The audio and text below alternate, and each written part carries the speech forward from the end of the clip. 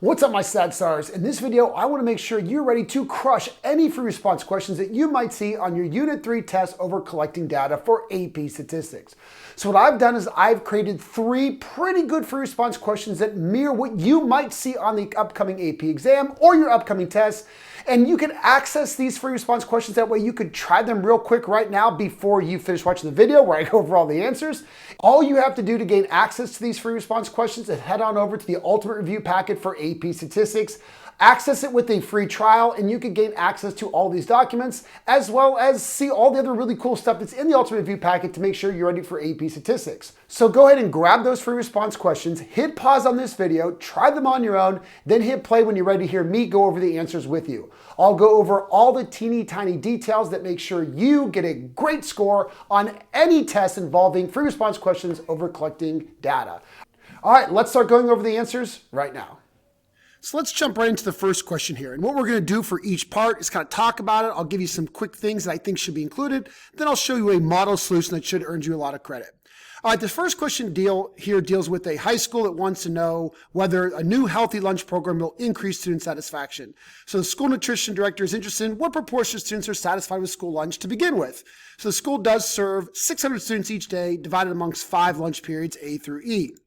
All right, so here's the deal. The school nutrition director believes that students who eat later in the day tend to rate the food more poorly because it's less fresh and lines are longer. So to study student opinions, the director is considering 3 different methods to select students to survey. Method 1 is to select the first 30 students that enter the cafeteria during lunch A. Method 2 is randomly select one of the 5 lunches and have all students in that lunch be part of the survey. And then sampling method 3 is to randomly select 10 students from each of the lunch periods, A, B, C, D, E, and those 50 students will together be the entire sample that we will go and ask about satisfaction of the current and new lunch programs. All right, so the first question here wants us to explain whether sampling method 1 is appropriate method for sampling for what they're interested in, which is the satisfaction of the lunch program. And hopefully if you go back to method 1, where we interview just the first 30 kids in lunch A, that's going to be very bad for lots of reasons. First, it's not random whatsoever. It's a convenient sample. They just grabbed the first 30. And he already mentioned that they believe later lunches have less satisfaction. So if you just grab the first 30 from lunch A, you're probably going to get a higher proportion of people who are very satisfied. So here's what I wrote for a nice model solution. Sampling method 1 is not appropriate because it's a convenient sample. So kind of answering the question right away. The first 30 in lunch A are most likely not representative of the entire student population. Students in earlier lunches may differ systematically from those in later lunches, which can cause bias in the estimate. We don't know about the grade level or extracurriculars or hunger level. Kids in A lunch may be very different than kids in later lunches, and if we only sample kids in A lunch, especially not randomly, we might have a lot of bias in our sample. All right, question B says, using sampling method 2, suppose the director randomly selects lunch period E. Now, let's quickly remind you what sampling method number 2 was. This is we're going to randomly select one of the 5 periods. This is, of course, a cluster sample, right? So we did separate our population into these 5 pre-made groups, and we're selecting one of them at random, and every kid in that lunch is going to be part of our sample. Now, what this says is if the director's belief about students who eat later in the day is correct, remember he thinks later in the day less satisfied, will the selection of period E likely produce an over or an underestimate of the overall satisfaction? Well, his belief is that later in the day, which would be lunch E, they're going to be less satisfied because the food's not as fresh and lines a little bit longer. So he's going to get a value that's going to be way lower than he wants, right? He's looking for the proportion of kids that are satisfied, and it sounds like later in the day they're going to be less satisfied, so he's going to get a lower estimate for what he's looking for. Again, he's looking for the true proportion, which includes everybody, but he only sampled E through this cluster sample, so he's probably going to get something that's way lower than what's true. So here's my model solution. If the director's belief is correct, selecting lunch period E will likely produce an underestimate of the overall satisfaction. Food quality and student satisfaction thought to decrease later in the day, so students in E are more likely to report lower satisfaction. So notice how I'm answering the question and giving a lot of detail. That's one thing I really want to remind you of in any FRQ for Unit 3, is you want to provide lots of detail. You obviously want to answer the question, but then always explain why. All right, question C says, use the information provided, describe how to implement method 3. Now remember, method 3 was where we're going to randomly select 10 students from each of the lunches. So here is how we want to follow those steps. Make this really a step-by-step procedure to get full credit here. So I'm going to start off with lunch A. In lunch A, every student gets a unique number. Step 2, I'm going to use a random number generator to select 10 numbers. A lot of kids like to say to use a random number generator to select 10 students. No, random number generators don't select students, they select numbers. I have to ignore repeats, ignore numbers no one has. The corresponding students with those numbers will be used in the sample to be given the survey. And I'm going to repeat those steps for B, C, D, and E lunches. So you don't have to say all of this 5 times. You could simply say repeat. But basically, we're doing a simple random sample within each lunch. So describe what's going to happen for lunch A with a lot of detail like I did here, and then repeat that for the following lunches. Now, this will ensure that each lunch period is represented and each student has an equal chance within their group.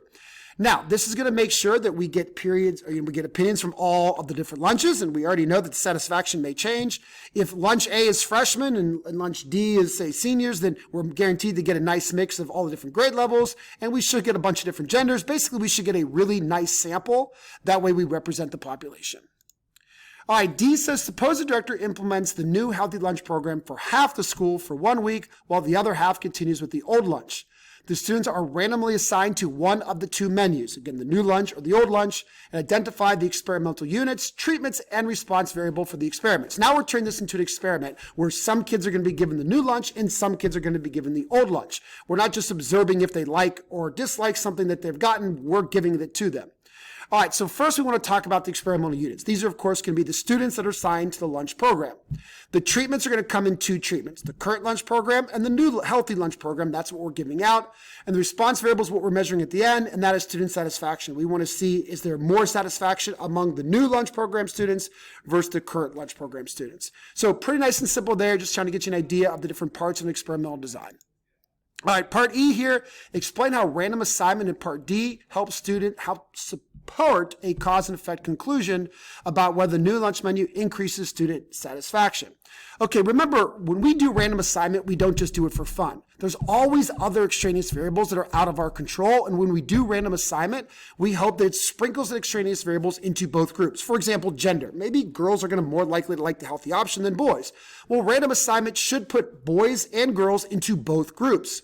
Maybe older kids are going to like the healthier option and younger kids are not. Who knows?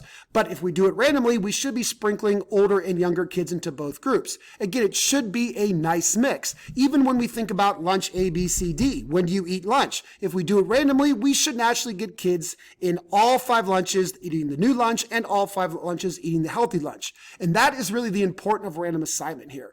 So that's what I want to talk about here, is that random assignment ensures the 2 groups are comparable with respect to other variables. Again, we want both groups to be very, very similar between, which means very different within. We want them to be mixed up within. And if we have this random assignment and we have 2 groups that are very similar, the only thing that's different is the treatments that we give them, then we could show that cause and effect relationship. So that's a really good question. Hopefully that makes sense. All right, let's move on to question number 2. A botanist wants to determine whether a new organic fertilizer increases the growth rate of coffee plants compared to the standard fertilizer. The botanist has 40 young coffee plants of the same species, all planted in identical pots under the same lighting and watering conditions in a greenhouse. 20 of the plants are going to be randomly assigned to receive the organic fertilizer, and the other 20 will get the standard fertilizer. And after 12 weeks, they'll record each plant's height increase in centimeters. All right, the first question here is a pretty straightforward one. It's very common on AP exams, is describe the experimental units, describe the treatments, and describe the response variable. This should be pretty simple. The experimental units are all 40 individual coffee plants. Don't just write plants. Don't just write coffee plants. Write the 40 individual coffee plants. Make sure we're very clear on that. The treatments are 2 of them, the standard fertilizer and the new organic fertilizer. Order there doesn't really matter. And the response variable is the height increase of each plant in centimeters after 12 weeks. Don't just say height. Literally steal the words from the problem. It was the height increase of each plant in centimeters. We want units there over the 12 weeks. So we want to make sure we have as much detail here as possible. Don't skimp on the detail. All right, B says, describe an appropriate method that they could use to randomly assign the 40 coffee plants. Don't overthink this. A lot of kids try to overdo it with putting the plants in a hat and picking them out. Just keep this really, really simple. So label each plant 1 through 40. Simple. Then use a random number generator, ignore repeats and or numbers no plant has. That's important to say because we don't want the same plant in both groups. And if plant number 52 is picked, well, nobody has that. Then we're going to choose 20 unique numbers with a random number generator. That's probably the only thing I actually should have added there was to use a random number generator to choose the 20 unique numbers. And those 20 corresponding plants will receive the new fertilizer and the remaining will get the standard fertilizer. A lot of kids try to overthink this problem and do something complicated that ends up not being random. Keep it simple is my suggestion. All right, C says, suppose the botanist finds that the plants receiving the new organic fertilizer grew on average 4.8 centimeters more than the ones with the standard fertilizer. This is found to be statistically significant. Explain whether this result provides causal evidence that the new fertilizer increases growth and describe and justify your answer based on the study.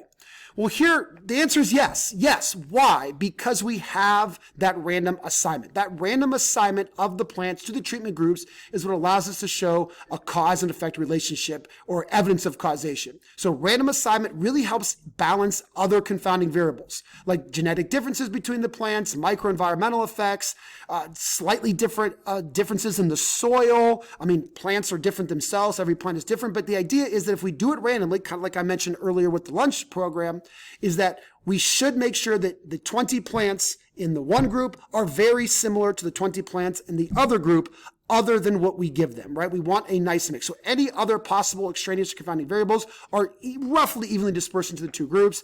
That way we could really compare the growth of the fertilizer. We also have replication going on here because we have 20 in each group. Obviously, more would be better, but 20 is pretty good here. So there were some major design flaws. If there were major design flaws, I should say, no random assignment, lack of control, then we would definitely not have cause and effect relationship. But go back to the problem. There's a lot of control going on here. They all did it for 12 weeks. It's not like some plants were longer than others. That would be silly. They were all done with the same lighting, the same watering conditions, all in the same greenhouse. We tried to keep everything the same as possible, even using identical pots. That way, the only difference is what we give them, and that's what's going to really give us that nice, strong evidence of a cause and effect relationship. All right, so in terms of the botanist's conclusion, what is the benefit of randomly assigning the coffee plants to the two fertilizer groups rather than allowing the botanist to choose? This is going back to something we already talked about. I really want to emphasize the importance of this.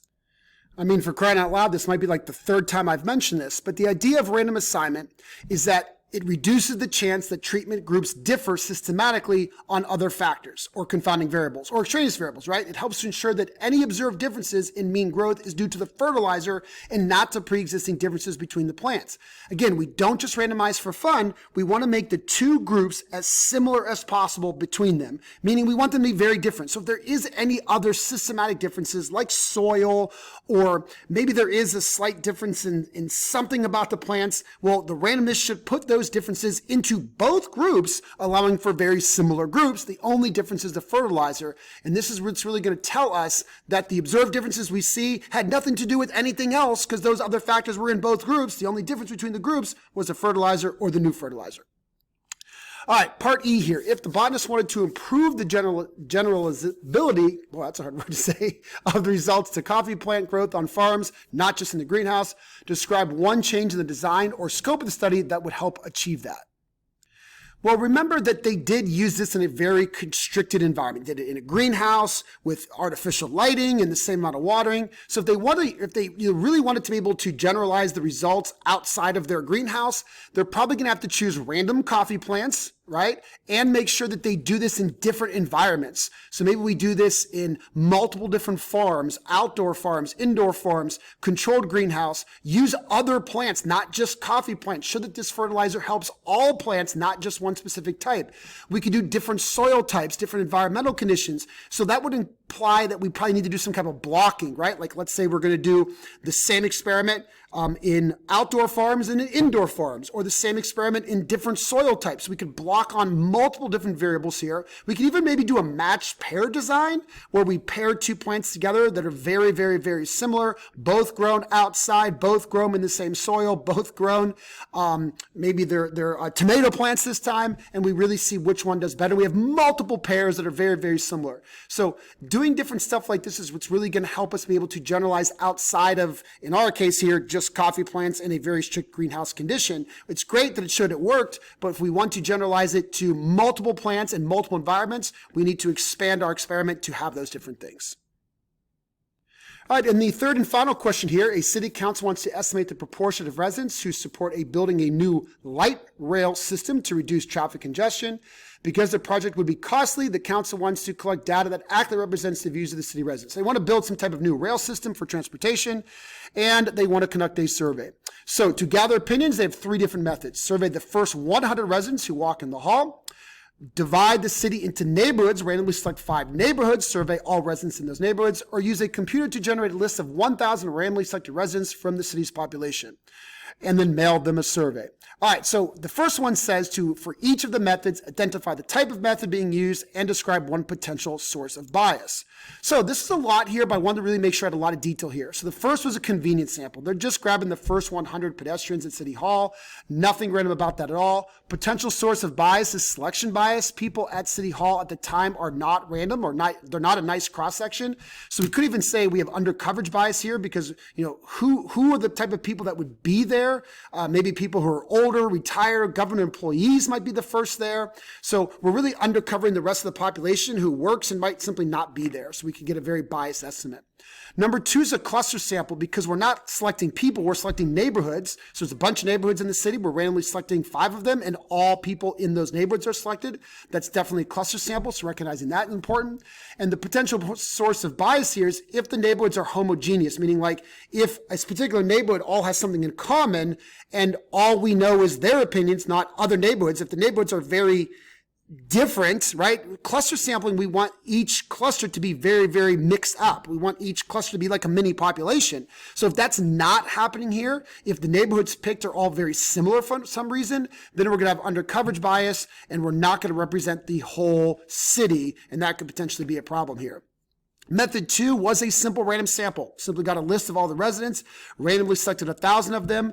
Potential source of bias here is a non-response bias because we're mailing those surveys out. We might get people who don't return them, and maybe they don't return them because they systematically differ than those that do. So maybe people who return it are strongly in favor of the rail system. People who don't return them or don't even care. Then all of a sudden, we're going to get a biased answer. We're going to get something that favors one thing or the other, right? And this could also be under coverage as well, if you want to think about it that way as well. But really, I think the big one here is non-response bias, because when you mail something out, even if it's just a random group of people, you might get people that don't respond back.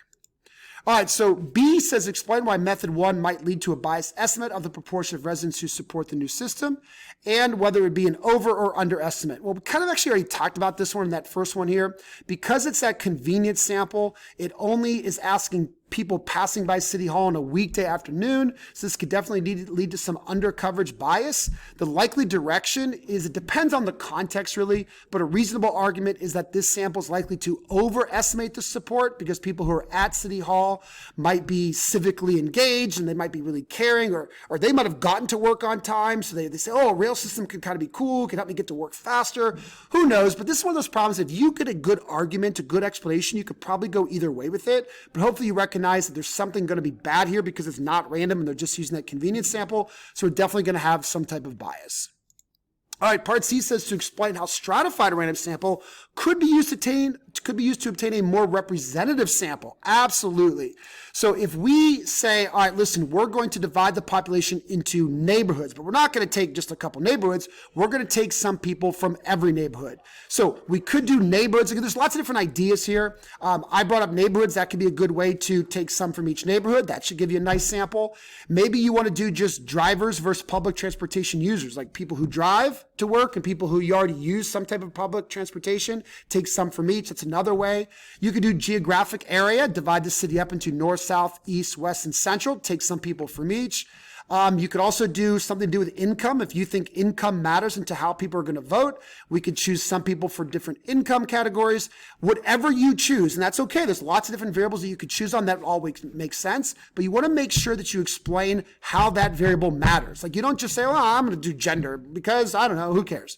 No, you want to pick something that matters. And I think the neighborhoods people live in matters. Your income matters. Where you live in the city could matter because that could determine how close you are to public transportation or not. So explain that. Make sure you explain why that is. And then what we want to do is explain how we're going to use a simple random sample from each of those groups, and then we're going to take some from each. Don't have to take the same amount from each. If one, if the east side of the city is way bigger, you could take more from there, but you have to take some from each randomly. This is going to really reduce the variation, reduce that sampling error. It's going to get us closer to the true proportion of people who are in favor of the rail system rather than getting further from it. So that's the big thing of why we stratify. It reduces the variation to what it is we're measuring. We're measuring the proportion of people who are in favor, and this is going to get us closer because it's going to give us a nicer sample that is more representative. All right, part D says suppose 600 of the 1,000 people in method 3 don't respond. Describe how non-response bias could affect the validity of the sample. The big thing with non-response bias is that maybe those people that do respond differ. They differ in a lot of reasons than those that don't respond, and that matters. So for example, supporters might be more likely to complete the survey, leading to an overestimate, or opponents might be more motivated to respond, leading to an underestimate. Regardless, if the people who respond are very different than those that don't respond, we're not going to get a good, truthful answer here. So we want to make sure that we get a random sample from everybody. We want to make sure that everybody in our random sample definitely responds as best as possible. All right, in question E, if the city council wants to use results to make inferences about all residents, describe one condition that must be met in the design. So this goes back to that, how do we generalize? We want to generalize to the larger population. How do we do that? Well, the big thing here is we have to be random and representative, the two R's. If your sample is randomly selected and your method represented the city, then we are allowed to conclude our results to the larger population. So that's really, really, really important here. So an acceptable short answer could be, the sample must be a random representative sample of all residents, not systematically undercover people or have major non-response bias, something along those lines. So as long as it's a nice random sample and we get all the responses from all of the people that we ask, stratified might be the best option here. Simple random could be a pretty good option here too, but it's got to be random. It's got to be representative. Then we will definitely be allowed to infer or generalize the results of our study to the larger population it came from. All right, that's it for these questions. Hopefully I give you a lot of good ideas, a lot of good things to think about when you answer questions like these, because if you're going to be taking the AP exam in May or you're taking the Unit 3 AP exam in class, you're definitely going to want to have answers that look like these models, that explain these topics, because that's how you're going to crush your collecting data exam.